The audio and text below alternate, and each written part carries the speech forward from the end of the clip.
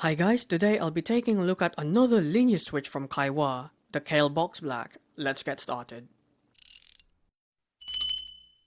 Now, before I get to the review itself, I have to mention that these specific switches are from an early batch.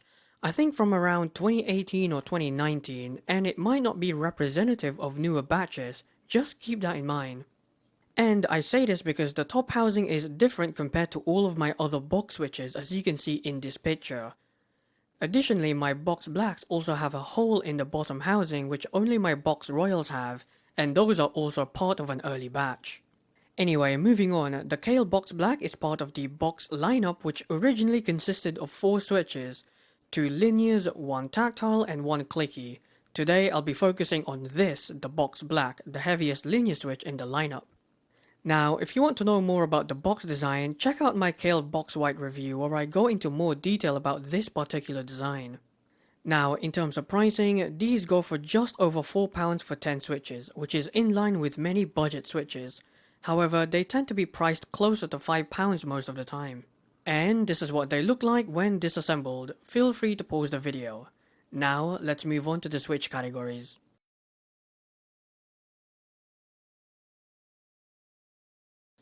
On-center key presses aren't too bad, they're decently smooth with only some switches showing their inconsistencies.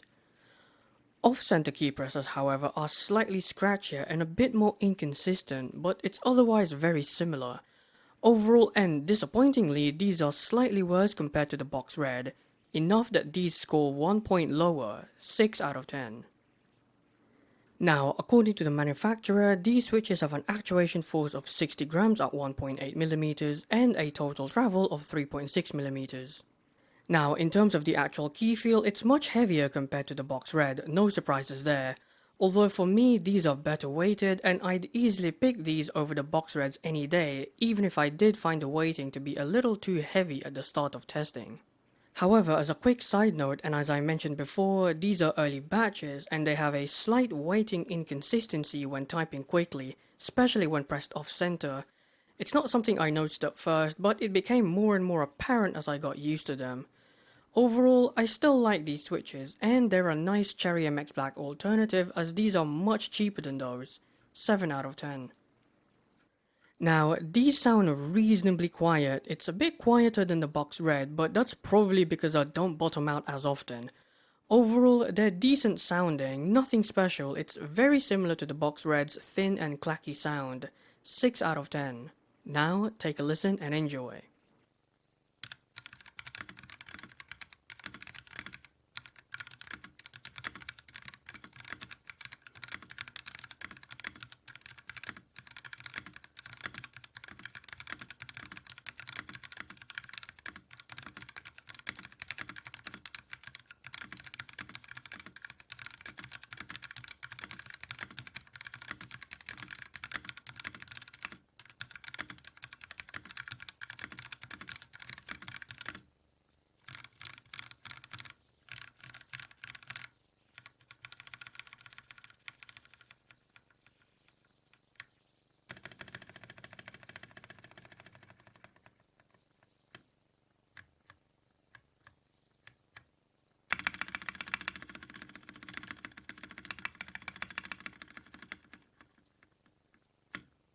Now, to my surprise, typing on these for the first 24 hours felt a little too heavy, and looking at the specs I couldn't figure out why, as these should have been really close to a perfectly weighted switch, at least for me, and that makes up more than half the score in this category in case you didn't know that.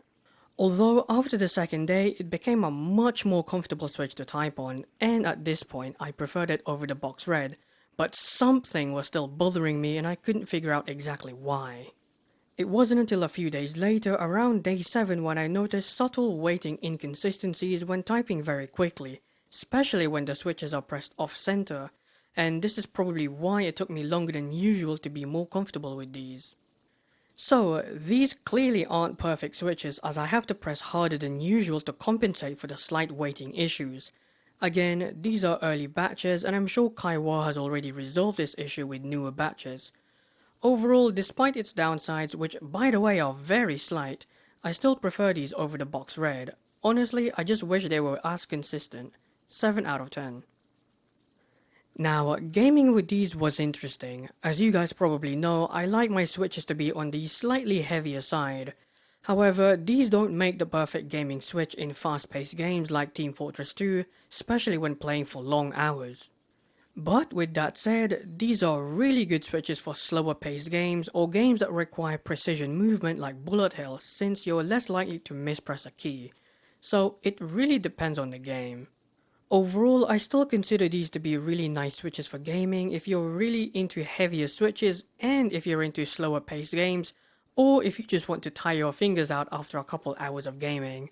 It's up to you really. 7 out of 10. In conclusion, these are essentially cheaper Cherry MX Black alternatives, and it's a decent one as well. The final score for this switch is 33 out of 50 or 66%. Not too bad for an overlooked switch. And that's the end of the review. Next time I'll be looking at an Akko Jelly switch as that was the most popular vote. Until then, take care and goodbye.